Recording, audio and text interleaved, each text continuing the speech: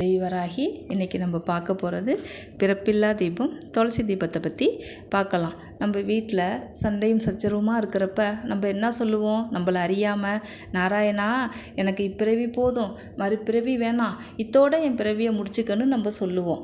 அப்போ நாராயண துளசியை கூப்பிட்டு யார் ஒருத்தவங்க சனிக்கிழமையில் எனக்கு துளசி தீபம் போட்டு வழிபட்டு வராங்களோ அவங்களுக்கு இந்த பூமியில் மறுபிறப்பு பிறக்க மாட்டாங்க அன்னு துளசிக்கிட்ட சொன்னாங்களாம். அது எப்படி துளசி தீபம் போடுறது?